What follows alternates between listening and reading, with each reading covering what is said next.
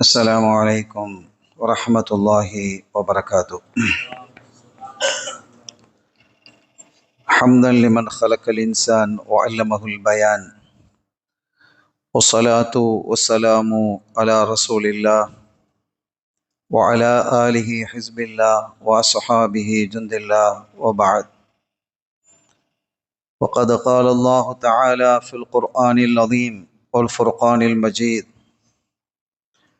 أعوذ بالله من الشيطان الرجيم، بسم الله الرحمن الرحيم، إن الدين عند الله الإسلام،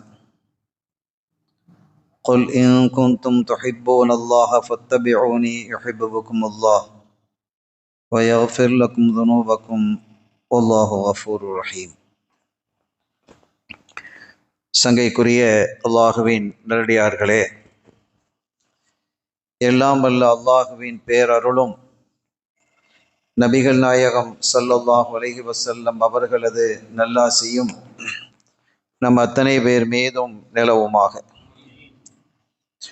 அல்லாஹும் அவனது ரசூலும் எந்தெந்த காரியங்களை எடுத்து நடக்க வேண்டும் என்று நமக்கு கட்டளையிட்டுள்ளார்களோ அவை அனைத்தையும் எடுத்து நடக்கவும், எவைகளை தவிர்ந்து நடக்க வேண்டும் என்று உத்தரவு பிறப்பித்துள்ளார்களோ அவை அனைத்தையும் தவிர்ந்து நடக்கவும் ஆரம்பமாக எனக்கும் உங்களுக்கும் நான் வசியத்து செய்து கொள்கிறேன். அல்லாஹ் தௌஃபீக் செய்வானாக. ஆமீன். சங்கைக்குரிய பெருமக்களே, இன்று ஹிஜ்ரி 1447 ரமதானுல் முபாரக் 9ஆம் நாள். இன்றைய உரைக்காக ஒரு வசனத்தை நாம் எடுத்துக்கொள்கிறோம். அல்லாஹ் தன்னுடைய ஹபீப் சையதுனா முஹம்மதுர் ரசூலுல்லாஹி ஸல்லல்லாஹு அலைஹி வஸல்லம் அவர்களை பார்த்து சொன்னான்: குல், நாயகமே நீங்கள் சொல்லுங்கள், இன் குந்தும் துஹிப்பூன் அல்லாஹ, நீங்கள் அல்லாஹுவை நேசிக்கக்கூடியவர்களாக இருந்தால், அல்லாஹுவை நீங்கள் உண்மையிலே விரும்பக்கூடியவர்களாக இருந்தால், ஃபத்தபிஊனி, என்னை பின்பற்றுங்கள். அப்படி நீங்கள் என்னை பின்பற்றினால் யுஹ்பிபுக்குமுல்லாஹ், அல்லாஹ் உங்களை நேசிப்பான். வயக்ஃபிர் லக்கும் துனூபக்கும், உங்களுடைய பாவங்களை மன்னிப்பான். வல்லாஹு கஃபூர் ரஹீம், அல்லாஹ் மன்னிக்கக்கூடியவன், அருளாளன். இதுதான் இந்த வசனம். இந்த வசனத்தை கொஞ்சம் நிதானமாக நாம் பார்த்தால் நிறைய விஷயங்கள் நமக்கு புலப்படும். முதலாவதாக, அல்லாஹுவினுடைய நேசம் நமக்கு வேண்டும் என்றால் நாம் அல்லாஹ்வை நேசிக்கணும். இது முதல். அல்லாஹ் நம்ம நேசிக்கணும் என்று நாம் விரும்புவோமேயானால் நாம் அல்லாஹுவை நேசிக்கணும். நாம் அல்லாஹுவை இரண்டாவது நேசிப்பது என்று சொன்னால் நபிகள் ஸல்லல்லாஹு அலைஹி வஸல்லம் அவர்களை பின்பற்றணும். இந்த வசனம் அதை சொல்லுகிறது. இந்த வசனத்திற்கு விளக்கமாக வேறு வசனங்கள் இருக்கிறது. குர்ஆனை பொறுத்த வரைக்கும் ஒரு வசனம் இருக்கும், ஒரு விஷயத்தை சொல்லும். அந்த விஷயத்திற்கு இன்னொரு விஷயம், இன்னொரு ஆயத்து விளக்கமாக அமையும். குர்ஆனுக்கு குர்ஆனே தஃப்சீராக அமையும். நீங்கள் ஹதீதை எடுத்துக்கொண்டால் ஒரு ஹதீதுக்கு இன்னொரு ஹதீது விளக்கமாக அமையும். இது ஒரு பெரிய கடல். அது சும்மா போற போக்குல நம்ம அப்படி பேசிட்டு போகக்கூடிய விஷயம் இல்லை. அது ஒரு அற்புதமான கலை. அது குர்ஆனுக்கு விளக்கம் சொல்வது என்பது, ஹதீதுக்கு விளக்கம் சொல்வது என்பது வெறும் பொருளை வைத்து அல்ல என்பதை நீங்கள் மனதிலே புரிய வைத்துக் கொள்ளணும். அதுதான் பிரிவினைகளை ஏற்படுத்தியது, புரியாததினால். நாம் குறைத்து யாரையும் சொல்வதற்கு இல்லை, ஆனால் ஒரு சத்தியத்தை நீங்கள் விளங்கணும். இப்ப நான் ஒரு உதாரணத்திற்கு சொல்றேன் பாருங்க. அரபு மொழி தெரியாதவங்க குர்ஆனுக்கு விளக்கம் பண்ண முடியுமா? இதுதான் கேள்வி. அரபு மொழி தெரிகிறது, அவர்கள் குர்ஆனுக்கு விளக்கம் பண்ண முடியுமா? முடியாது. ஏன்னா குர்ஆன்ல சில வசனங்கள் இறங்கிய பொழுது அதுக்கு ஸல்லல்லாஹு அலைஹி வஸல்லம் அவர்கள் விளக்கம் சொல்லுகிறார்கள். ஏன்னா அவ்வளவு அரபி தானே இருக்கிறாங்க, அவ்வளவு அரபிகள் தானே இருக்கிறாங்க. அப்ப அதே மாதிரி சஹாபிகள் பல சஹாபி, ஒரு சஹாபி இன்னொரு சஹாபி இடத்துல வந்து கேட்கிறாங்க, இந்த ஆயத்துக்கு என்ன விளக்கம் அப்படின்னு கேட்கிறாங்க. ஏன் கேட்கிறாங்க? தாய்மொழி அவர்களுக்கு அரபு. தாய்மொழி அரபியாக இருந்த பொழுதிலும் கூட கொஞ்சம் நிதானமாக, விருப்பு வெறுப்பு இல்லாமல் சமநிலையோடு நடுநிலையோடு நம்ம சிந்திக்கணும். நம்ம சமுதாயம் பல்வேறு பிரிவுகளாக பிரிந்ததனுடைய வேதனையில் நான் பேசுகிறேன். அது மீண்டும் பழைய நிலைக்கு, அந்த ஒற்றுமையான நிலைக்கு வர வேண்டும் என்று நாம் விரும்புகிறோம். இதை அவர்கள் புரிந்து கொள்ள வேண்டும் என்றும் நாம் விரும்புகிறோம். இப்ப உதாரணமாக ஒன்றை நீங்கள் எடுத்துக்கொள்ளுங்கள். ஒரு ஆண் தன்னுடைய மனைவியை விவாகரத்து செய்து விட்டான். விவாகரத்து செஞ்சிட்டான், தலாக்கு சொல்லிட்டான். அப்ப அந்த பெண் இத்தா இருக்கணும். இத்தான்னு சொன்னா தமிழ்ல காத்திருப்பு காலம். வேற கல்யாணம் முடிக்க முடியாது. அந்த காத்திருப்பு காலம் முடிந்ததற்கு பிறகுதான் இன்னொரு கல்யாணம் முடிக்கணும். நீங்க இஸ்லாத்தை தவிர வேறு எங்கும் இது மாதிரி சட்டங்களை பார்க்க முடியாது. எல்லாவற்றுக்கும் குர்ஆன் விளக்கம் சொல்லும், குர்ஆனும் ஹதீதும் விளக்கம் சொல்லும். அது வழிகாட்டவும் செய்யும், எல்லா விஷயத்துக்கும் வழிகாட்டும். நான் கேட்கிறேன், பாத்ரூம் போறது எப்படி போகணும்னு சொல்லி தரணுமா? மார்க்கம் சொல்லி தருது, ஸல்லல்லாஹு அலைஹி வஸல்லம் சொல்லி தர்றாங்க. நீ போறது டாய்லெட் தான், ஆனா என்ன செய்யணும்னா ஒரு துஆவை ஓதிட்டு போங்கறாங்க ஸல்லல்லாஹு அலைஹி வஸல்லம். அல்லாஹும்ம இன்னி அஊது பிக மினல் குபுஸி வல் கபாயிஸ். இத ஓதிட்டு போங்கறாங்க.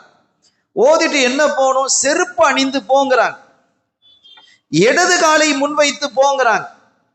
இதெல்லாம் நீங்க வேற எந்த மதத்தையும் நான் குறை சொல்றதுக்காக இல்லை, வேற எங்கேயாவது இதை சொல்லி தந்திருக்கிறாங்களா? பாத்ரூம் போகும்போது எப்படி போகணும்னு சொல்லி தருவாங்களா? நீ எப்படி சாப்பிடணும், எப்படி குடிக்கணும், எப்படி தூங்கணும், எப்படி படுக்கணும், எந்த ஸ்டைல்ல படுக்கணும், எப்படி படுக்க கூடாது என்பது வரைக்கும் எல்லாவற்றையும் ஸல்லல்லாஹு அலைஹி வஸல்லம் சொல்லி தர்றாங்க. இந்த மார்க்கம் சொல்லுகிறது என்றால் ஒரு அற்புதம் இல்லையா? எவ்வளவு பெரிய பாக்கியத்தை அல்லாஹ் இந்த நமக்கு தந்திருக்கிறான். இந்த மார்க்கத்திலே நம்மை நிலை பெற செய்திருக்கிறான். அல்ஹம்துலில்லாஹ் வ ஷுக்ருலில்லாஹ். அல்லாஹ்வுக்கு நிறைய ஷுக்ர் செய்யணும். நம்ம ஒரு அற்புதம் இது. இப்ப நாம் என்ன கேட்கிறோம்? இந்த காத்திருப்பு காலம், டிவோர்ஸ் ஆயிடுச்சுன்னு சொன்னா அந்த பெண் என்ன செய்யணும்? அவ இத்தா இருக்கணும்.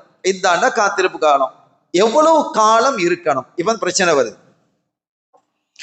எவ்வளவு காலம் இருக்க வேண்டும் என்ற ஒரு கேள்வி இருக்கா இல்லையா? காத்திருப்பு. சரி, அடுத்த கல்யாணம் முடிக்கிறதாக இருந்தா, அந்த பெண்ணுக்கு இன்னொரு கல்யாணம் கட்டுறதா இருந்தா, இந்த இத்தாவுடைய காலம் முடிஞ்ச பிறகுதான் கல்யாணம் முடிக்க முடியும். அந்த காலம் எவ்வளவு? குர்ஆன் சொல்லுகிறது, ஸலாஸத்து குரு, 3 குருவுகள் இருக்கணும் அப்படிங்குது. 3 குருவுகள் இருக்கணும். 3ங்கிறது நமக்கு தெரியுது, குருங்கிறது தெரியணுமா இல்லையா? 3 குருவுண்டா என்ன, குருவுண்டா என்ன அப்படின்னு ஒரு கேள்வி வருது. குருன்னு சொன்னா இந்த ஒரு வார்த்தை 2 விஷயத்துக்கு பயன்படுத்துவாங்க. அரபுகள்கிட்ட ஒரே வார்த்தை 2 விஷயத்துக்கு என்ன செய்யறாங்க? பயன்படுத்துவாங்க. தமிழ்லையும் அது இருக்குது, எல்லா மொழியிலையும் அது இருக்கு. அடிச்சாம்பாரு அப்படின்னு சொன்னோம் வைங்க, இது என்ன சொல்லுவோம்? அடிச்சாம்பாருண்டா போட்டியில வெற்றி பெற்றுட்டான், அள்ளிட்டு போயிட்டான் அப்படிங்கிறோம்.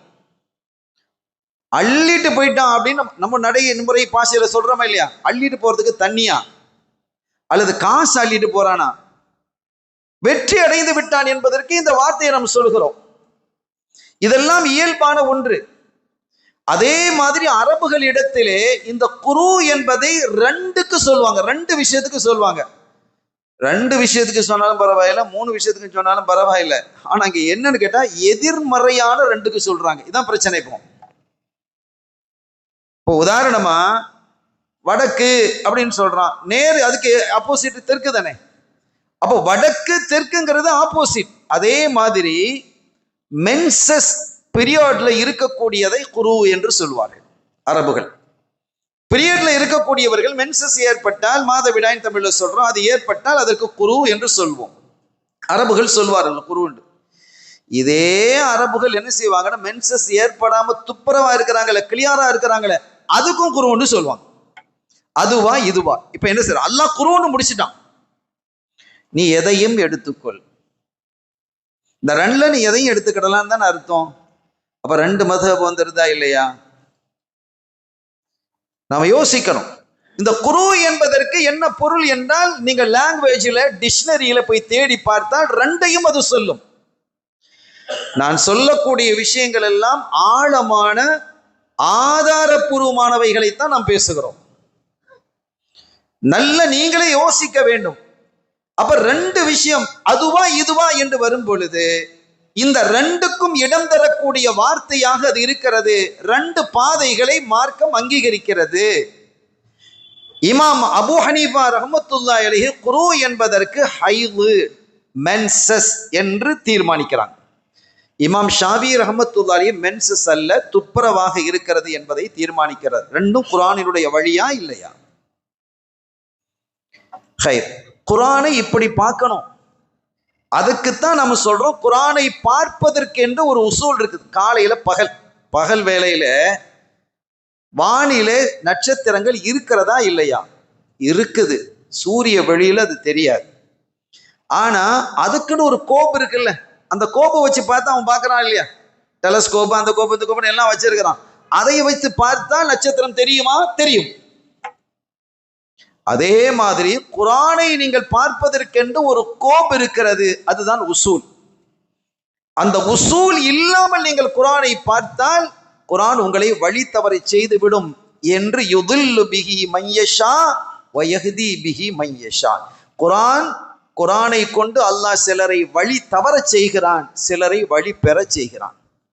அப்ப என்ன விளங்குகிறோம் என்றால், அந்த உசூல் அவசியம். உசூல் இல்லாமல் குர்ஆனை நீங்கள் பார்த்தால், ஆனானப்பட்ட அபூபக்கர் சித்திக் நாயகமே விளக்கம் கேட்கிறாங்க, பிற சஹாபிகள்கிட்ட போய் விளக்கம் கேட்கிறாங்க, அலி ரலியல்லாஹு தஆலா விளக்கம் கேட்கிறாங்க. அப்ப அவங்களுக்கு அந்த இல்மு இருந்தது, குர்ஆனினுடைய இல்மு அவர்கள்ட்ட இருந்தது. இப்படி பல சஹாபிகள், நிறைய விஷயங்களை இதை நாம் சொல்லலாம். ஆனால் நான் எடுத்த தலைப்பிலிருந்து நான் தூரம் போய் விடுவேன் என்ற அச்சத்தான் நான் அதை தவிர்க்கிறேன். அதை நீங்க புரிஞ்சுக்கங்க. இப்ப நான் செய்திக்கு வருகிறேன், தொட்ட ஆயத்தை வருகிறேன். குல் இன் குந்தும் துஹிப்பூன் அல்லாஹ, அல்லாஹ்வை நீங்கள் நேசிப்பதாக இருந்தால் ஃபத்தபிஊனி, என்னை நீங்கள் பின்பற்றுங்கள் என்று சொல்லுங்கள்ங்கறாங்க. அல்லாஹ் சொல்றான் ஸல்லல்லாஹு அலைஹி வஸல்லம் அவர்களை பார்த்து, நீங்க சொல்லுங்க நாயகமே, உங்களை பின்பற்றினா நீங்க அல்லாஹ்வை நேசிக்கிறது, அதுதான் அல்லாஹ்வை நேசிப்பது. அல்லாஹ்வை நேசித்தால் யுஹிப்புக்குமுல்லாஹ், அல்லாஹ் உங்களை நேசிப்பான். அல்லாஹ் நம்மை நேசிப்பானாக. அல்லாஹ்வினுடைய நேசத்தை அல்லாஹ் நம்முடைய கல்புகளிலே தருவானாக. ஒரு தகவலை நீங்க பாருங்க, குர்ஆனுக்கு ஆயத்து நிறைய விளக்கம் இருக்குன்னு சொல்லிட்டேன். குல்லிங்கான ஆபாவுக்கும் வாபனாவுக்கும் அப்படின்னு ஒரு பெரிய ஆயத்து வருது. அன்னபி அவுலா பில் முஃமினீன மின் அன்ஃபுஸிஹிம் என்று ஆயத்து வருது. இது எல்லாம் இந்த ஆயத்திற்கான விளக்கங்களாக அமையும். அதெல்லாம் நீண்ட விளக்கத்திற்குரியது. அற்புதமாக அல்லாஹ் பேசுகிறான். ஹைபர் யுத்தம், இந்த ஹைபர் யுத்தத்துக்கு ஸல்லல்லாஹு அலைஹி வஸல்லம் போறாங்க. ஹைபர் யுத்தத்துக்காக ஸல்லல்லாஹு அலைஹி வஸல்லம் என்ன செய்றாங்க? ஹிஜ்ரி 7ஆம் வருஷம் நடக்குது. ஹைபர்ங்கிறது ஒரு இடம். அந்த வரலாற்றுக்கு நம்ம முழுசா போக இல்லை. அந்த வரலாறை முழுவதாக பேசுவதாக இருந்தால் நீங்க சஹர் செய்ய முடியாது, ஃபஜ்ர் பாங்கு சொல்லிடும். அவ்வளவு பெரிய வரலாறு அது, அழகான வரலாறு. கண்ணியத்திற்குரியவர்களே அதுல போறாங்க. போய் அங்க ஹைபருக்கு முன்னால, ஏன்னா ஹைபர் ஏன் அங்க போனாங்க, எதுக்கு யுத்தம் நடத்தினாங்க, ஏன் யுத்தம் நடத்த போனாங்க அந்த கேள்வியெல்லாம் வருதா இல்லையா? அதுக்கு எல்லாவற்றுக்கும் வரலாற்று ஆய்வுகள் தெளிவாக இருக்கிறது. சரி, போயாச்சு. ஹைபர்ங்கிறது யூதர்கள் இருக்கக்கூடிய பெரும் கோட்டை. அது நல்ல வளம் பொருந்திய பகுதி. அது நல்ல வளத்தோடும் நலத்தோடும் இருக்கிறார்கள், கெத்தாக இருக்கிறார்கள். முஸ்லீம்களை அழிக்க வேண்டும் என்று சதி திட்டங்களை நிறைய தீட்டி இருக்கிறாங்க. ஸல்லல்லாஹு அலைஹி வஸல்லம் அங்க போயிட்டாங்க. பயங்கரமான கோட்டை, கோட்டைக்குள்ள உட்கார்ந்து இருக்கிறாங்க. அன்றைய காலத்துல எல்லாருமே கோட்டையை கட்டி தான் உட்காருவான் இந்த யூதர்கள்லாம். பனு குரைலா, பனு நதீர், நீங்க எல்லாம் பாருங்க, கோட்டையை கட்டி உட்காந்துருவான். ஊர் முழுவதும் கோட்டையை கட்டி வச்சிருவான். ஊர் கோட்டைக்குள்ளதான் ஊர் இருக்கும். ஏதாவது பிரச்சனை வந்தா கதவை அடைச்சிருவான். இந்த அரசர்கள் வச்சிருக்கிறாங்க இல்லையா அரண்மனை சொல்லி. இப்ப ஸல்லல்லாஹு அலைஹி வஸல்லம் அவர்கள் அபூபக்கர் சித்திக் நாயகத்தோட தலைமையில ஒரு படையை அனுப்புறாங்க. அங்க டென்ட் போட்டிருக்கிறாங்க. போய் அங்க ஓய்வு எடுத்துட்டு ஒரு படையை அனுப்புறாங்க. அந்த படை போகுது.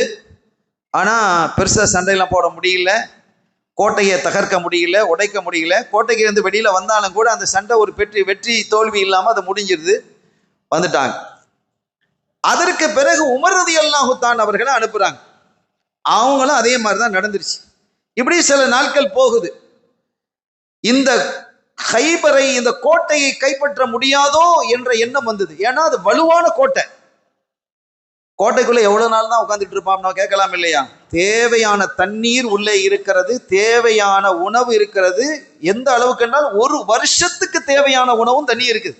கோட்டைக்கு உள்ளே இருந்துட்டாலே அவங்க போதும், ஒன்றும் பிரச்சனை இல்லை. தேவை உணவும் தண்ணீர் தானே. அந்த உணவும் தண்ணீர் கோட்டைக்குள்ளேயே இருக்கு.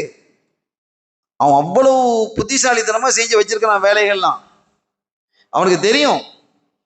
எனவே 1 வருஷம் முற்றுகையிட்டு வெளியில உட்காந்துட்டு இருக்க முடியுமா? இங்க உணவு இல்லை, முஸ்லீம்கள்ட்ட பெருசா உணவு இல்லை. அவன் அவ்வளவு உணவு வச்சுட்டு இருக்கிறான். அவன் உணவு இல்லைன்னா தானே வெளியில வருவான். இப்ப என்ன செய்யறது? இந்த நிலையில ஸல்லல்லாஹு அலைஹி வஸல்லம் அவர்கள் சஹாபிகளை அழைச்சு சொல்றாங்க, நாளைக்கு ஒருவருடைய கையில் நான் கொடியை கொடுப்பேன், அல்லாஹ் அவருடைய கையிலே வெற்றியை தருவான். இது சப்ஜெக்ட் முடிஞ்சது. ஆனா அதுக்கு ஒரு விஷயத்தை சொல்றாங்க பாருங்க, அதோட இணைச்சி. அதுதான் ரொம்ப ஆச்சரியமானது. நான் யார் கையிலே கொடுக்கிறேனோ அவர் அல்லாஹுவையும் ரசூலையும் நேசிக்கிறார். அல்ஹம்துலில்லாஹ். எல்லா சஹாபிகளும் தான் அல்லாஹ் ரசூலையும் நேசிக்கிறாங்க. ஆனா அடுத்து ஒண்ணு சொல்றாங்க, அல்லாஹும் ரசூலும் அவரை நேசிக்கிறார்கள். இது எவ்வளவு பெரிய பாக்கியம்! சஹாபிகள் எல்லாத்துக்கும் தெரியும் நம்ம அல்லாஹ்வை நேசிக்கிறோம், ரசூலை நேசிக்கிறோம் அப்படிங்கிறது தெரியும். ரசூலும் ஒரு நம்ம நேசிக்கிறாங்கிறது அவங்கள பேசி தெரியும். அல்லாஹ் நம்மை நேசிக்கிறானாங்கிறது எப்படி தெரியும்? கன்ஃபார்ம் பண்றாங்க ஸல்லல்லாஹு அலைஹி வஸல்லம். அவரை அல்லாஹும் ரசூலும் நேசிக்கிறார்கள்ங்கிறான். அவங்க கையில் நாளை கொடுப்பேன் அப்படிங்கிறான். எல்லாம் போயாச்சு, எல்லாம் இஷாவுல நடக்குது. ராத்திரி ஒருத்தருக்கும் தூக்கம் வரல.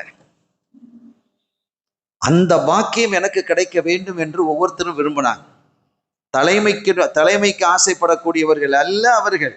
எனக்காக சஹாபிகள் தலைமைக்கு ஆசைப்பட்டிருக்கிறாங்களா? அந்த பதவி இந்த பதவிக்கு ஆசைப்படாதவர்கள் அன்றைக்கு ஆசைப்படுறாங்க. சீனா உமர் ரலியல்லாஹு தஆலா சொல்றாங்க, நான் ஒருபோதும் தலைமைக்கு பதவிக்கு ஆசைப்பட்டதே இல்லை, எனக்கு அது பிடிக்க இல்லைங்கிறாங்க.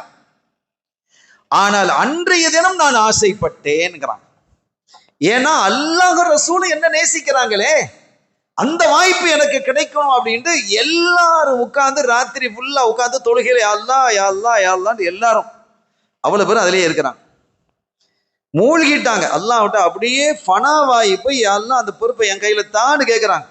ஒரு ஆள்கிட்ட தான் கொடுப்பேன் ரசூல் சொல்லிட்டாங்க. எல்லாரும் கேட்க, அப்ப எல்லாத்தையும் கொடுக்க முடியுமா? ஒன்னுதான் கொடுக்கணும். காலையில ஃபஜ்ர் நடந்து தொழுகை முடிஞ்சது, எல்லாரும் உட்கார்ந்து இருக்கிறாங்க. ஸல்லல்லாஹு அலைஹி வஸல்லம் கூடாரத்துல தொழுகைக்குன்னு ஒரு கூடாரம் போட்டிருப்பாங்க. எல்லாமே சிஸ்டமேட்டிக்கா இருக்கும். சும்மா போனாங்க, பத்ருக்கு போனாங்க, உஹதுக்கு போனாங்கன்னு சொல்லணும்ல. நீங்க எப்படி போனாங்க, ஸல்லல்லாஹு அலைஹி வஸல்லம் எப்படி அணிவகுத்தார்கள். முந்தைய காலத்தில் யுத்தங்களுக்கு அணிவகுப்புலாம் கிடையாது. முன்னணி, பின்னணி, இடையணி, வலதணி, இடது அணி, பாதுகாப்பு அணி என்றெல்லாம் அரண்களை அமைத்தது ஸல்லல்லாஹு அலைஹி வஸல்லம் தான். நீங்கள் படித்து பார்த்தால் தெரியும் யார் ரசூல் ஸல்லல்லாஹு அலைஹி வஸல்லம். அத்துணையும் அல்லாஹ் கற்றுக் கொடுத்தான். உலக மகா ஞான ஜீவி ஸல்லல்லாஹு அலைஹி வஸல்லம். அவங்க உம்மத்தான் நம்ம வந்ததுக்கு நம்ம பெரிய கொடுத்து வச்சிருக்கோம், அல்ஹம்துலில்லாஹ். அப்ப அந்த மாதிரி அப்ப தொழுகைக்கான ஒரு இடம் இருக்கும். ஸல்லல்லாஹு அலைஹி வஸல்லம் அவங்க தங்கிறது, சஹாபாக்கள் தங்கிறது, பல டெண்டுகள் போட்டிருப்பாங்க. உணவு தயாரிக்கிறதுக்கு, உணவு சாப்பிட்றதுக்கு இதெல்லாம் எல்லாமே சிஸ்டமேட்டிக்கா இருக்கும். இப்ப தொழுகை நடந்து முடிஞ்ச உடனே ஸல்லல்லாஹு அலைஹி வஸல்லம் இப்படி பாக்குறாங்க.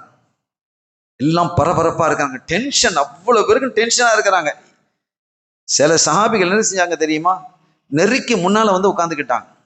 உட்கார்ந்தது மட்டும் இல்லாம ரசூலுல்லாஹ் அப்படி அங்க பார்க்கும்போது இவங்க எங்க நினைக்கிறாங்க, ரசூலுல்லாஹ் அங்க பாக்குறாங்க. யாரோ ஒரு ஆள்கிட்ட கொடுக்க போறாங்கிறாங்களே, அந்த ஆளை தான் பாக்குறாங்கிறது எல்லாருக்கும் தெரியுது. இந்த சஹாபிகள் என்ன செஞ்சாங்க, சில சஹாபிகள் தன் தலையை இப்படி உயர்த்தி காட்டினாங்க. இப்படி உயர்த்தினாங்க. நாயமா நான் அங்கே தானே இருக்கிறேன், நீங்கள் அங்கே பார்க்குறீங்களே அப்படிங்கிற மாதிரி. இதாவது பரவாயில்லை. இந்த ஸ்கூலில் முன்னால காலத்தில், இப்போம்லாம் ஒன்றும் நடக்க முடியாது. படிக்கலைன்னா முழங்காலில் புடவை உடைச்சிடுவார் சார். வாத்தியார் என்ன செய்வார், முழங்காலில் நிற்கணும். இப்போ முழங்காலில் நிற்க வச்சேன்னு சொன்னால் அவ்வளோதான், அவரை முழங்காலில் நிற்க வச்சிருவாங்க பசங்க. அந்த மாதிரி ஆகிடும். இப்போ சஹாபிகள் என்ன செய்யறாங்க, சில சஹாபிகள் முழங்காலில் நிற்கிறாங்க. இப்படி நின்றுக்கிட்டு முழங்காலே நிற்க ஆரம்பிச்சிட்டாங்க. அப்ப எவ்வளவு பெரிய தேட்டம் இருந்திருக்கு. ஒரு நாள் கூட படைக்கு கொடியை என் கையில் தாங்கன்னு கேட்காத சஹாபிகள் இன்றைக்கு அவ்வளவு பெரிய முயற்சியை எடுக்கிறார்கள் என்று சொன்னால், அல்லாஹும் ரசூலும் தன்னை நேசிக்கிறார்களே, அது தனக்கு கிடைக்கணும் அப்படின்னு தானே. வேற என்ன இருக்கு அதுல? அப்ப எவ்வளவு பெரிய தேட்டம் அல்லாஹ்வின் மீதும் ரசூலின் மீதும் அந்த சஹாபிகளுக்கு இருந்திருக்கு. இப்படி பார்த்துட்டு கேட்குறாங்க, ஐன அலி, அலிய எங்க ரலியல்லாஹு தான் கேட்குறாங்க. அலி ஆப்ஷன், வராத ஆளை கேட்குறாங்க. இவ்வளோ பேர் வந்திக்கிறாங்க, அதை விட்டுட்டு ஐன அலி, அலி எங்கேன்னு கேட்குறாங்க ரலியல்லாஹு தஆலா ஸல்லல்லாஹு கேட்குறாங்க. அப்போ அவங்க ஏன் வரலன்னு கேட்டால் அவங்களுக்கு வர முடியல, கண் அப்படி பழுத்து கண் வலியில அப்படி தொங்குது கண்ணு, சரியான கண்ணில் வேதனை ஏற்பட்டு பிரச்சனை ஏற்பட்டு அவர்களால் நடக்கவே முடியல. அப்படிப்பட்ட ஒரு நிலையில அவங்க டென்ட்லயே என்ன செஞ்சிட்டாங்க, தொழுதுட்டாங்க, வர முடியல அவங்களால. அப்போ ஐநாளி அப்போ சொன்னாங்க, யா அஹூர் ரமத், நாயகமே அவங்களுக்கு கண் வலியில கஷ்டப்படுறாங்க, கூட்டிட்டு வாங்க அப்படின்ட்டாங்க. போய் பிடிச்சி தோல்ல வச்சு தூக்கிட்டு வந்தாங்க, அழுத்துட்டு வந்தாங்க. அப்படி கொண்டு வந்தார்கள். அப்பனா வர முடியாத நிலை. அலி ரலியல்லாஹு தஆலா அன்ஹு வர முடியலன்னு சொன்னா, தொழுகைக்கு வந்து கலந்து கொள்ள முடியலன்னா எந்த அளவுக்கு பாதிக்கப்பட்டிருக்கிறான்னு பாங்க, கடுமையான பாதிப்பு. அப்ப ரெண்டு சஹாபிகள் அணைச்சு கூட்டிக்கிட்டே அடிச்சாங்க, வந்து ஒன்று நிற்கிறாங்க. பார்த்தா கண்ணெல்லாம் செவந்து அப்படி தொங்குது, கண்ணு பெருசா வீங்கி போயிருக்கு. தங்களுடைய உமிழ் நீரை அதுல என்ன செஞ்சாங்க, தடவுனாங்க, அது உமிழ்ந்தாங்க. அந்த நிமிஷத்திலேயே கண் சரியாயிடுச்சு. அந்த நிமிஷத்திலேயே கண் சரியாயிடுச்சு. அவங்க கையில கொடியை கொடுக்குறாங்க, வெற்றி கிடைக்குது. அது நடந்த நிகழ்வுலாம் ஆச்சரியம். எப்படி சண்டை நடந்தது, அந்த கோட்டை எப்படி கைப்பற்றினாங்க, அந்த கோட்டையினுடைய கதவை தூக்கி வீசினாங்க.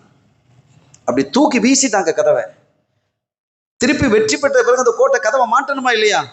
40 பேர் சேர்ந்து தூக்குறாங்க, தூக்க முடியல கோட்டை கதவை. ஒரு ஆளா தூக்கி வீசினாங்க. அலி ரலியல்லாஹு தஆலா அவர்களுடைய செயல்பாடுகள், அவர்களுடைய அறிவு, ஆற்றல், வீரம், வலிமை எல்லாம் ஆச்சரியமானது. பயம் என்பது அறவே இல்லாத ஒரு அற்புதமான சஹாபி அனிநாயகம் ரலியல்லாஹு தஆலா.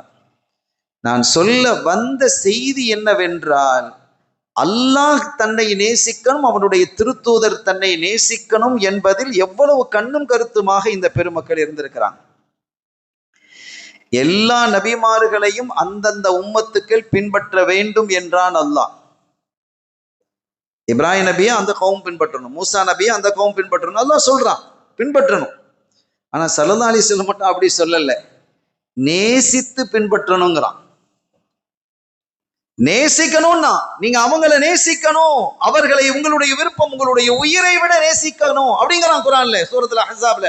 அன்-நபிய்யு அவுலா பில் முஃமினீன மின் அன்ஃபுஸிஹிம், உங்களுடைய உயிரை விட ரசூலை நீங்கள் நேசிக்கணும் அப்படிங்கிறான். ஈமானினுடைய ஃபவுண்டேஷன், ஃபண்டமெண்டல்ங்கிறான். அது இல்லாம வேலை இல்லைங்கிறான்.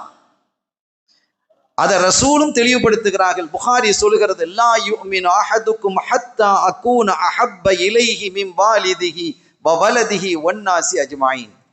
நீங்கள் பூரண விசுவாசியாக ஆக வேண்டும் என்றால் நான் உங்களுக்கு விருப்பமானவனாக ஆகணும். ஏன்னா அல்லாஹ் சொல்லிட்டான். யாரை விட?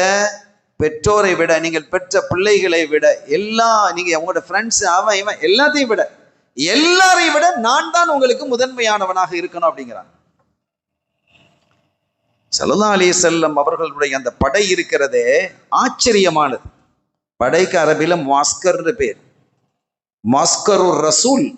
அந்த படை சாதாரண படை அல்ல. அது ஸல்லல்லாஹு அலைஹி வஸல்லம் அவர்களுக்காக எதையும் செய்ய துணிந்த படை. அது ஒரு வரலாறு உங்களுக்கு தெரியும். ஹிட்லர் இருந்தான். ஹிட்லரினுடைய படை நாசி ஜெர்மனி ஆயுதப்படைன்னு அதுக்கு பேர், நாசி படைன்னு அதுக்கு சொல்லுவாங்க. இந்த படையினுடைய கட்டுப்பாடை பத்தி நீங்க படிச்சிருக்கிறீங்களா? ஸ்கூல்ல படிச்சவங்க தானே எல்லாரும். எத்தகைய கட்டுப்பாடான படை! ஹிட்லருக்காக எதையும் செய்ய துணிந்த படை என்று பெயர். 2ஆம் உலக போரிலே நடந்த நிகழ்வுகள், அந்த வீரர்கள் காட்டிய தீரம், இதெல்லாம் வரலாற்றிலே பதிவாகி இருக்கிறது. படிக்கணும். அவனுடைய வீரர்களினுடைய அந்த செயல்பாடுகள், அந்த வேகம், அவனை நேசிப்பது என்பது ஆச்சரியமாக உலகம் எங்கும் பேசப்பட்டது. இதனுடைய யதார்த்தத்தை உணர வேண்டும் என்று விரும்பிய ஒரு ரிப்போர்ட்டர் ஹிட்லரை போய் சந்திக்கிறார்.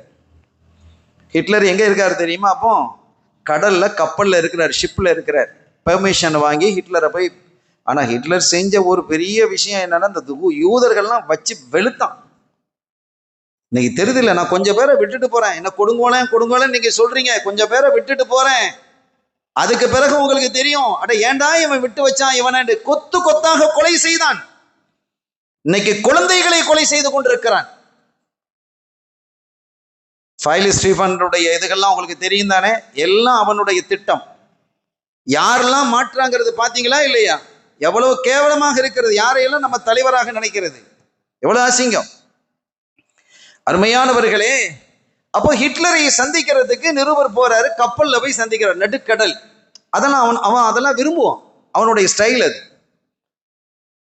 கடல் என்று சொன்னால் ஆழக்கடல், சுறாக்கள் வலம் வரக்கூடிய அந்த பயங்கரமான இடம். ரிப்போர்ட்டர் போயிட்டார், கேட்கிறாரு, சார்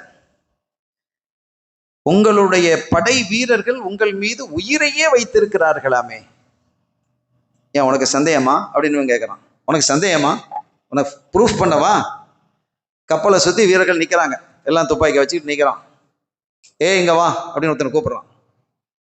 கூப்பிட்ட மறுநட்டியே ஒரே ஓட்டம் தான் ஓடி, சார் அப்படின்னு வந்து நிற்கிறான். போய் கடல்ல குதிச்சு செத்துரு அப்படிங்கிறான். சும்மா நின்றவனை இவன் ஏன் இதுக்கெல்லாம் கேட்கல, நேரம் ஓடுனா கடல்ல குதிச்சு செத்து போயிட்டான்.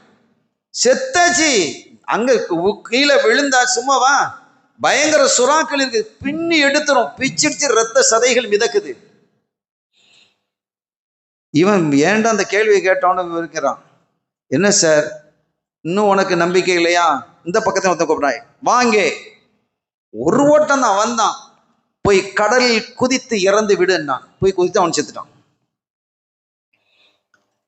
இவர் அப்படியே ஃபங்க் ஆயிட்டார், முழிச்சு நிக்கிறார். நூறுபர், என்னடா இது, நம்மால 2 பேர் செத்து போயிட்டானே அப்படின்னு. இவன் என்ன செய்யறான், உனக்கு இன்னும் நான் ப்ரூஃப் பண்றேன் பாரு, இந்த பக்கத்துல நிக்கிறவன் கூப்பிடுறான், டே இங்க வாண்டாம்.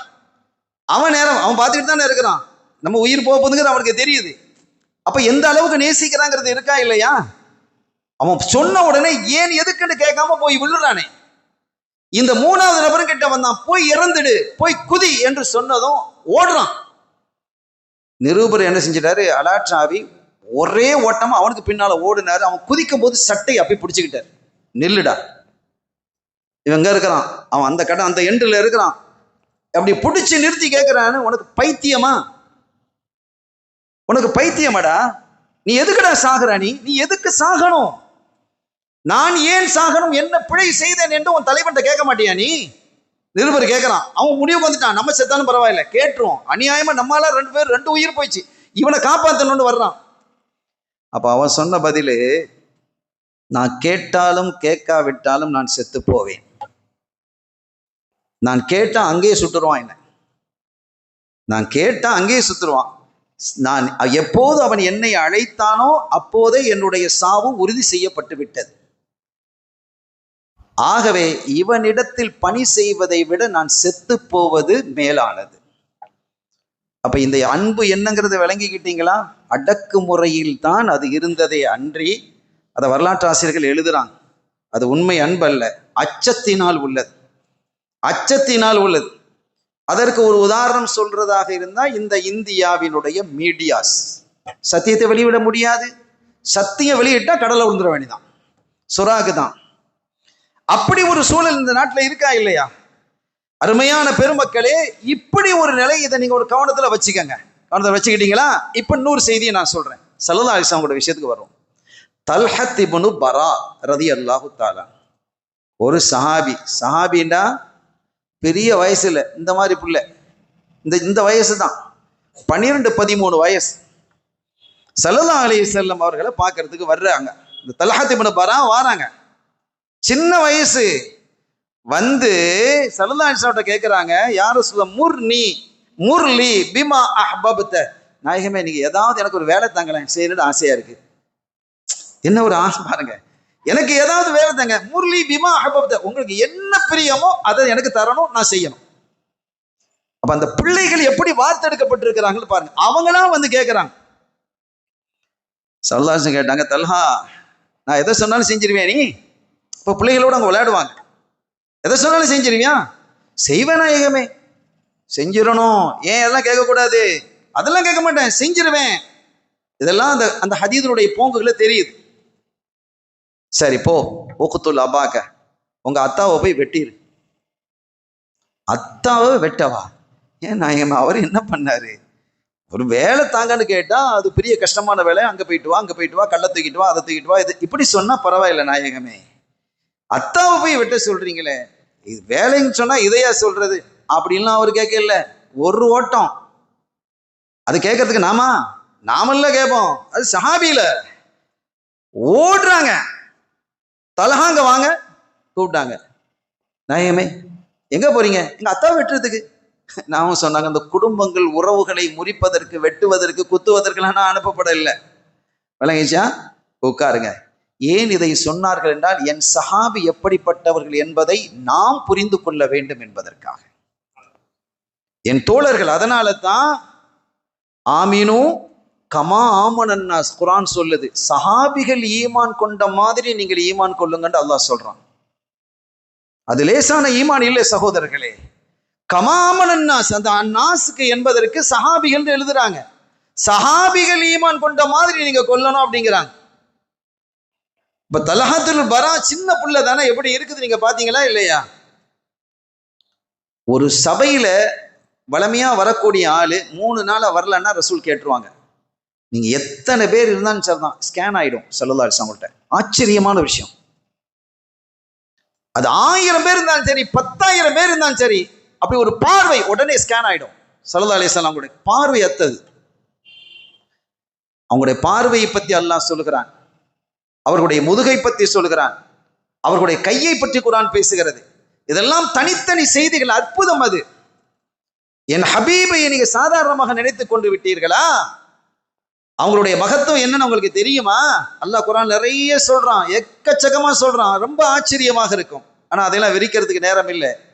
கண்ணியத்திற்குரிய பெருமக்களே, இந்த ஒரு சபையில வளமையா வரக்கூடிய தொழுகையிலேயோ அல்ல சபையிலேயோ மஜ்லிஸ்லயோ ஒரு சஹாபி 3 நாள் தொடர்ந்து வரலன்னா கேட்டுருவாங்க. ஒரு நாள் விட்டுருவாங்க, 2ஆவது நாள் தெரிஞ்சிடும், அடுத்த நாள் வரலன்னாலே தெரிஞ்சிடும். 3 நாள் வரலன்னா ஏன் வரலன்னு கேட்பாங்க. ஆள் என்ன ஆச்சு அப்படின்னு கேட்பாங்க. வெளியூர் போயிருக்கிறாரா, சோகம் இல்லையா, இதா இருக்கலாம். இல்ல தல்ஹாத்துல் பரா வரல 3 நாளா. ஐன தல்ஹா, அந்த பிள்ளைய காணுமே 3 நாளா எங்க அப்படின்னாங்க. நான் ஒரு கடுமையான நோயில இருக்கிறாரு. அப்படியா, போய் பார்த்துடணுமே. கிளம்பிட்டான். பார்க்கறதுக்கு அவங்க போறாங்க, அந்த பிள்ளைய பார்க்கறதுக்கு. நோயாளியை சந்திப்பது இபாதத் இல்லையா? நேரா போனாங்க. ஸல்லல்லாஹு அலைஹி வஸல்லம் போய் பார்க்கறாங்க. பார்த்தா மயக்க நிலையில இருக்கிறார். அவருக்கு மயக்கம். ஸல்லல்லாஹு அலைஹி வஸல்லம் வந்தது தெரியல, மயக்கில இருக்காரு, மயக்க நிலையில இருக்கிறார். ஸல்லல்லாஹு அலைஹி வஸல்லம் சொன்னாங்க அந்த வீட்டுக்காரங்களை கூப்பிட்டு, இந்த நோயில் இந்த பிள்ளை மௌத்தாயிடுவார். என்ன டைம்ல மௌத்தானாலும் பரவாயில்லை, எனக்கு நீங்க சொல்லி அனுப்பணும், நான் தான் வந்து தொழுவைப்பேன். ரசூல் தொழுவைக்கிறேன்னா எவ்வளவு பெரிய விஷயம், எவ்வளவு பெரிய பாக்கியம். அப்படி தொழு வச்சதுனால கிடைத்த பாக்கியங்கள் என்பது தனி வரலாறாக இருக்கிறது. ஸல்லல்லாஹு சொல்லிட்டு போயிட்டாங்க. கொஞ்ச நேரம் கழித்து அவர்களுடைய மயக்கம் தெளிஞ்சிடுச்சு. அவங்க உணர்ந்தாங்க அந்த வாசனை. ஸல்லல்லாஹு வந்தா தனி ஒரு மனம் இருக்கும் இல்லையா? ரசூலுல்லாஹ் வந்தாங்களா? ஆமா. என்ன சொன்னாங்க சொல்ல முடியுமா? ஒரு பேஷண்ட்டை நீங்க மௌத்தா போயிருவீங்க அப்படின்னு சொல்ல முடியுமா? ஒரு டாக்டர் சொல்லியிருந்தாரு, அவ்வளவுதான், இது முடியாது, கடவுள்கிட்ட வேண்டிக்கங்க அப்படின்னு ஒருத்தர் சொல்லிட்டான்னு வைங்க. அந்த பேஷண்ட் நம்மகிட்ட கேட்கிறார், டாக்டர் என்ன சொன்னார்? பரவாயில்லைன்னு ஒரு 2-3 நாள் இருந்துட்டு டிஸ்சார்ஜ் பண்ணும். இதான் இது. இப்படி சொல்றது பொய் தான். இது ஆகுமா இல்லையா? ஆகும். இல்ல நீ செத்து போயிருவியா 2-3 நாள் சொன்னா 2-3 நாள்ல அப்பவே மூத்தா போயிருவான். இது சொல்லக்கூடாது, இது முறைதானே? அத மாதிரி அந்த மக்கள் வீட்டுக்காரங்களும் சொல்லி இருக்கிறாங்க. ஆனா அவர் உணர்ந்துகிட்டார். ரசூல்கிட்ட படிச்ச அந்த மஜ்லிஸ்ல அந்த மதரசால படிச்ச பிள்ளைகளும் இல்ல, நீங்க பேசுறது வித்தியாசம் இருக்குது. ரசூல் ஸல்லல்லாஹு அலைஹி வஸல்லம் என்ன சொன்னாங்களோ அதை மாத்தி நீங்க பேசக்கூடாது. அவங்க பேசுறது அல்லாஹ் பேசுறது. அவங்க என்ன சொன்னாங்களோ அதை அப்படி எனக்கு சொல்லணும். வரலாற்றை மாத்தி அமைக்காதீங்க. அந்த குழந்தை என்ன ஒரு அறிவு, ஆற்றல். அவங்க பயந்துட்டாங்க. ஆமா, இந்த நோயில நீங்க இறந்துருவீங்க, நீங்க இறந்துட்டேன்னு சொன்னா ரசூல் ஸல்லல்லாஹு அலைஹி வஸல்லம் என்ன டைமா இருந்தாலும் எனக்கு கூப்பிட்டு அனுப்புங்க, நான் வந்து தொலை வைக்கிறேன்னு சொல்லிட்டு போயிருக்கிறாங்க. அப்போ அவங்க சொன்னாங்க, அப்படியா? அப்ப என்னுடைய மௌத்து நெருங்கிடுச்சு. ஆனா ஒண்ணு நான் சொல்றேன், அதை நீங்க எல்லாரும் கேட்கணும், கண்டிப்பாக கேட்கணும். கேட்பீங்களா? கேட்கிறோம். நான் மௌத்தானால் ரசூலுல்லாவுக்கு சொல்லி அனுப்பக்கூடாது. எப்படி இருக்கும் அப்படின்னு அரண்டுட்டாங்க. என்னப்பா, ரசூல் உயிரை விடக்கூடிய ஒரு பிள்ளை இப்படி சொல்றாரு? 2 காரணத்தை சொல்றாங்க. ஒண்ணு, அந்த ஏரியா இருக்குதே அது யூதர்கள் நிறைந்த பகுதி. ஸல்லல்லாஹு அலைஹி வஸல்லம் எப்படா அந்த பக்கம் வருவாங்க, அவங்கள கொல்லலாம் அப்படின்னு நிறைய சதி திட்டங்கள் நடந்த பகுதி. எனக்கு தொலை வைக்கிறது, ரசூலுல்லாஹ் வந்து தொலை வச்சா அது பெரிய பாக்கியம். அந்த பாக்கியத்தை விட ரசூலுடைய பாதுகாப்பு எனக்கு பெருசுன்னாங்க. யாராவது சொல்லுவாங்களா? ரசூல் வந்து தொலை வைத்து விட்டால் அல்லாஹும்ம ஃபிர் லஹு வர்ஹம்ஹு, இறைவா இவருடைய பாவத்தை மன்னித்து நீ அருள் புரி என்று சொன்னால் அல்லாஹ் தரமாட்டானா? ரசூல் கேட்டதற்கு பிறகு மறுப்பு இருக்குமா? அவ்வளவு பெரிய பாக்கியம் எனக்கு கிடைக்கிறது என்று இருந்தாலும் கூட இன்னொன்னு என்னன்னா, ரசூல் ஸல்லல்லாஹு அலைஹி வஸல்லம் எனக்கு தொலை வைக்க வந்து ரசூல் கஷ்டப்படக்கூடாது. என்ன ஈமான் இது, என்ன மஹப்பத் இது? இரண்டாவது என்ன தெரியுமா? அது என்ன நேரமாக இருந்தாலும் ரசூல் சொல்லிட்டாங்களா இல்லையா? அப்படின்னா என்ன அர்த்தம்? மிட் நைட் தான் அப்படிங்கிறது உணர முடியுது. மற்ற டைம் தான் வந்துடலாம். நடுநிசில ராத்திரில 12 மணிக்கு போய் டாக்டர் அனுப்புனா என்ன செய்வோம்? என்னப்பா இந்த நேரத்துல வர்றான், இப்ப தானப்பா நான் போயிட்டு வந்து அங்க போயிட்டு வந்து படுத்து கிடக்குன்னு சொல்லுவாரா இல்லையா? ஒரு சிரமம் தானே அவருக்கும். டாக்டருக்கு கூடும்போது, அவசரமான ஒரு கூட்டு வரும்போது அவங்க சொன்னாங்க, எனக்கு ரசூல் ஸல்லல்லாஹு அலைஹி வஸல்லம் தொலை வைத்தால் அது பாக்கியம் தான். இதனுடைய கருத்தை நான் சொல்றேன், அவங்க சொன்னதல்ல, அவங்க சொன்ன வார்த்தையினுடைய பொருள்கள் இது. எனக்கு தொலை வைக்கிறது பாக்கியம், அந்த பாக்கியம் எனக்கு கிடைக்கணும்னு ஆசை இருக்குது. ஆனா அதற்காக ரசூல் தூங்கி கொண்டிருக்கக்கூடிய ரசூலை போய் நீங்க டிஸ்டர்ப் பண்ணாதீங்க. எனக்கு கிடைக்கிற பாக்கியத்தை விட ரசூல் நிம்மதியாக உறங்குவது என்பது எனக்கு பிரியமானது. என்ன சஹாபிகள்! ஹிட்லரையும் பாருங்க, ஹிட்லருடைய தோழர்களையும் பாருங்க, ரசூலுடைய தோழர்களையும் நீங்கள் பாருங்கள். அருமையான பெருமக்களே, எனவே இந்த அன்பு, இந்த மஹப்பத், இந்த நேசம் யாருடைய கல்விலே வருகிறதோ அவர்கள் வழி தவற மாட்டார்கள் என்பது மாத்திரமல்ல, அவருடைய சந்ததிகள் சிறந்த சந்ததிகளாக இருக்கும். நான் ஒரு தகவல், இன்னைக்கு கொஞ்சம் டைம் நான் எடுத்துட்டேன், நான் இன்ஷா அல்லாஹ் சீக்கிரம் முடிச்சிடுறேன். ரசூலுல்லாஹி ஸல்லல்லாஹு அலைஹி வஸல்லம் மதீனா ஷரீஃபிலிருந்து வெளியே போனாங்கல்ல, எத்தனை இடத்துக்கு போயிருக்கிறாங்க, வெளியே பல ஊருக்கு போயிருக்கிறாங்க, யுத்தத்துக்காக எல்லாம் போயிருக்கிறாங்க. ரொம்ப தூரமாக போனது எது தெரியுமா? தபூக்கு. இன்னைக்கு தபூக்கு இருக்குல்ல, தபூக்குலாம் என்னமோ மாறி போயிடுச்சு. நீங்க போய் ஒரு டூரிஸ்ட் பிளேஸா மாறி, சொல்ல ஏழையில சரி, அப்படி ஒரு சூழலுக்கு சவுதி அரசாங்கம் கொண்டு வந்துருச்சு. தபூக்க வேற விதமா மாத்தி அமைச்சிட்டாங்க. அருமையான பெருமக்களே, அந்த தபூக்கு போயிட்டு தூரமாக இருக்கிறதுனால போயிட்டு திரும்பி வர்றதுக்கு நாளாச்சு. அங்க போய் சில நாட்கள் தங்கி இருந்தாங்க. அங்கேயே இந்த மாதிரி செய்திகள் அங்க நடந்த நிகழ்வுகள்லாம் இருக்கு. அப்ப அங்க திரும்பி வரப்பட்டியும் இந்த மதீனால இருந்து சின்ன சின்ன பசங்க, பிள்ளைகள் இருக்க, பொம்பளை பிள்ளைகளுக்கு, பசங்க, பாய்ஸ் எல்லாம் பாடாப்படுத்திட்டாங்க அவங்க அம்மாவை. ரசூல் தான் எப்போ வருவாங்க, நான் பார்க்கணும் பார்க்கணும் பார்க்கணும் பார்க்கணும், அப்படி ஒரு அந்த பாசத்தை சஹாபிகள் தங்களுடைய பிள்ளைகளுக்கு ஊட்டுனாங்க. அவங்க சொல்லிட்டாங்க, அல்லாஹ் எங்களுக்கும் ஆசை இருக்கு, ஆனா அந்த பிள்ளைகளை சமாளிக்க முடியலையே, தூங்க விடல, சாப்பிட இல்லை. ரசூலுல்லாஹ் நாளைக்கு வந்துருவாங்க, நாளைக்கு வந்துருவாங்களா, இன்னைக்கு வந்துருவாங்களா கேட்டுக்கிட்டே இருக்கிறாங்க பிள்ளைகள். கடைசி தகவல் வந்துட்டு நாளைக்கு ஸல்லல்லாஹு அலைஹி வஸல்லம் முன்னால செய்தி சொல்லி அனுப்புவாங்க, மதீனாவுக்குள்ள வர்றாங்க அப்படின்ன உடனே நாளைக்கு வர்றாங்கப்பா அப்படின்னு பிள்ளைகளுக்கெல்லாம் பெரிய கொண்டாட்டம். காலையில் நேரத்தோடையே பிள்ளைகள்லாம் எழுந்து ரெடி ஆயிடுச்சு, எல்லாம் ரெடி ஆகுது ரசூலை பார்க்கறதுக்கு. எல்லா பிள்ளைகளையும் அழைத்துக்கிட்டு அந்த பேரண்ட்ஸ் அத்தனையும் மதீனா ஷரீஃபினுடைய எல்லையில வந்து நிக்கிறாங்க. ஸல்லல்லாஹு அலைஹி வஸல்லத்துக்கு ஒரு வழக்கு உண்டு, எங்க போனாலும் வெளியில இந்த வரும் பொழுது கொஞ்சம் ஸ்வீட் வாங்கிட்டு வருவாங்க. மதீனா ஷரீஃப் வந்தோடனே பிள்ளைகளுக்கு கொடுப்பாங்க. இது சுன்னத், இது ஒரு சுன்னத். வந்த முதல்ல எல்லா பிள்ளைகளுக்கும் ஸ்வீட் கொடுக்குறது. அதே மாதிரி ஸ்வீட் எல்லாம் எடுத்துட்டு வரப்படுது. இங்க வந்தா பெரிய கூட்டம் நிக்குது, பிள்ளைகள் எல்லாம், சிறார்கள், சிறுமிகள், யார் ரசூலுல்லாஹ்க்கு எல்லாம் காத்து நிக்குது. அவங்கள பார்த்தது ஸல்லல்லாஹு அலைஹி வஸல்லம் அவர்கள் ஒட்டகத்துல இருந்து கீழே இறங்கிட்டாங்க. பிள்ளைகள்லாம் ஓடி வருது. யார் முதல்ல வந்தா அந்த பிள்ளைய ரசூல் தூக்கிக்கிட்டாங்க. சித்திக் நாயகத்தை பார்த்து சொன்னாங்க, யஹ்மில்ஹு யா அபூபக்கர், அபூபக்கர் அந்த பிள்ளையை நீங்க தூக்குங்க, யஹ்மில்ஹு யா உமர் இந்த பிள்ளையை நீங்க தூக்குங்க, நீங்க தூக்குங்க. ஆளுக்கு ஒரு பிள்ளையை எல்லாரும் தூக்கிக்கிட்டாங்க. எல்லார் சஹாபியோட கையிலும் பிள்ளைகள் இருக்குது. குழந்தைகள் மீது என்ன பிரியம் ஸல்லல்லாஹு அலைஹி வஸல்லம் அவங்களுக்கு. அந்த பிரியம் அந்த குழந்தைகளுடைய உள்ளத்துல எப்படி பிரியம் இருந்திருக்குது பாருங்க. இப்ப எல்லாரும் தூக்கிட்டு வரும் பொழுது இப்ப எல்லாரும் ஒட்டகத்துல ஏறியாச்சு. ஆளுக்கு ஒரு பிள்ளைய கையில வச்சுக்கிட்டு ஒட்டகத்திலையும் குதிரையிலும் வந்துகிட்டு இருக்கிறாங்க. ஸல்லல்லாஹு அலைஹி வஸல்லம் இப்படி வர்றாங்க. ஒரு 2 ஸ்டெப் பின்னால சித்திக் நாயகம் இந்த பக்கம் வர்றாங்க. அவங்க முந்தி போக மாட்டாங்கல்ல, அப்படி 2 பேர் இப்படி வர்றாங்க. லா துகத்திமு பைன யதையில்லாஹி வ ரசூலி, அல்லாஹ் சொல்றான், அல்லாஹ் ரசூலை முந்தி போகாதீங்க. என்ன டிசிப்ளின் அல்லாஹ் படிச்சு கொடுக்குறான் நமக்கு. அப்ப அவங்க சித்திக் நாயகம் பக்கத்துல வர்றாங்க. அவங்க கையிலும் ஒரு புள்ள இருக்கு, ஸல்லல்லாஹு அலைஹி வஸல்லம் கையிலும் ஒரு புள்ள இருக்கு. இந்த பிள்ளைகள் பேசுறத பாருங்க. அவங்க அவங்க அவங்க ஸ்டைல்ல பேசிக்கிறாங்க. அதை நான் நம்ம ஸ்டைல்ல சொல்றேன்னு வைங்களேன், அப்பதான் நமக்கு விளங்கும். அவங்க அதை ஸ்டைல்ல அதை பேசுறாங்க, அதை அப்படியே நம்ம ஸ்டைல்ல கொண்டு வர்றேன். இந்த புள்ள அந்த சித்திக் நாயகத்தினுடைய பிள்ளைய கையில இருக்கக்கூடிய பிள்ளைய நண்பரை பார்த்து சொல்றது, மச்சான் நீ சித்திக் நாயக கையில தான் இருக்கிறா, நான் ரசூலுல்லாஹ்வோட கையில இருக்கிறேன்.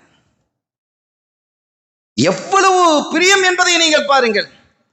இதைத்தான் நாம் என்ன சொல்லுகிறோம், இந்த உரையின் வழியாக நான் சொல்வது, இந்த மஹப்பத்தை நம்முடைய குழந்தைகள், நம்முடைய பிள்ளைகள், பேர பிள்ளைகள், பேத்திகள் அவர்களுடைய கல்புல விதைச்சிடணும், வழி தவறாது. அதைத்தான் ஸல்லல்லாஹு சொன்னாங்க, அத்திபு அவுலாதக்கும் ஸலாத ஹிசால், உங்கள் பிள்ளைகளுக்கு 3 விஷயங்களை நீங்க சிறு வயதிலேயே படிச்சு கொடுத்துருங்க. சிறு வயசுல நீங்க படிச்சு கொடுங்க. உஹுப்ப நபியக்கும், உங்கள் நபியினுடைய அன்பு. உஹுப்ப ஆலி நபியக்கும், ரசூலுல்லாஹ்வுடைய குடும்பத்தாரின் மீது அன்பு. வ திலாவத்தில் குர்ஆன், குர்ஆன் ஓதுவதின் மீது ஆசை. இந்த 3ஐயும் நீங்க படிச்சு கொடுத்துருங்க, வழி தவறாத பிள்ளைகள். நாம் அதை செய்வோமாக, நம்முடைய பிள்ளைகளுக்கு கற்றுக் கொடுப்போமாக, நம்முடைய இதயத்திலேயும் முழுமையாக ஸல்லல்லாஹு அலைஹி வஸல்லம் அவர்களை நேசிப்போமாக. அல்லாஹ் ரசூலுடைய நேசம் முழுமையாக நம் நெஞ்சத்தில் வருவதற்கு வல்ல அல்லாஹ் தௌஃபீக் செய்வானாக. பிஹக்கி ஹபீபிஹி ஸல்லல்லாஹு அலைஹி வஸல்லம் வ பிஹக்கி ஷஹ்ரி ரமலான் யா அர்ஹமர் ராஹிமீன். எல்லாம் வல்ல அல்லாஹ்வின் அருளையும் ஸல்லல்லாஹு அலைஹி வஸல்லம் ஷஃபாத்தையும் பெறுவோமாக. வ ஆகிர் தஅவானா அல்ஹம்துலில்லாஹி ரப்பில் ஆலமீன். வஸ்ஸலாமு அலைக்கும் வ ரஹ்மத்துல்லாஹி வ பரகாத்துஹு.